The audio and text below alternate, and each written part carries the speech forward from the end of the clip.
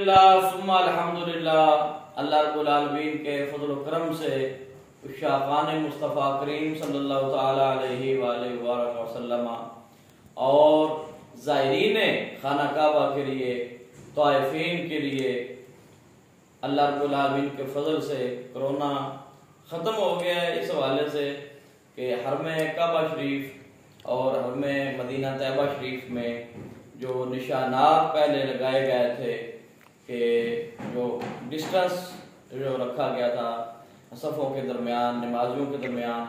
اس کو ختم کر دیا گیا ہے اور حرم کعبہ شریف جو ہے وہ طواف کرنے والوں کے لیے، زائرین کے لیے، اس کو نمازیوں کے لیے باقاعدہ طور پہ کھول دیا گیا ہے۔ اسی طرح مدینہ شریف میں بھی مسجد نبوی شریف جو ہے اس کو نمازیوں کے لیے جو ہے وہ زائرین کے لیے جو مکین گنبد خضرا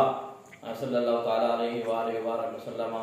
آپ کے در کی حاضری کا جو ارادہ رکھتے ہیں ان کے لیے الحمدللہ کھول دیا گیا ہے۔ اور یہ بہت بڑی خوش نصیبی ہے میلاد النبی صلی اللہ تعالیٰ علیہ وآلہ وسلم کے اس مقدس ربیع الاول شریف کے مہینے کی نسبت ہے، اور آپ کے توسل سے اللہ رب العالمین نے ہم مسلمانوں پہ یہ فضل فرمایا ہے کہ دونوں حرمین شریفین جو ہیں وہ کھول دیے گئے ہیں، اور اب انشاءاللہ جو زائرین ہیں طواف کا جو ارادہ رکھتے ہیں، جو عمرہ شریف کا ارادہ رکھتے ہیں، وہ وہاں پہ حاضری دے سکیں گے۔ دعا کریں کہ اللہ رب العالمین اس کرونے سے پوری دنیا کو نجات عطا فرمائے، آمین۔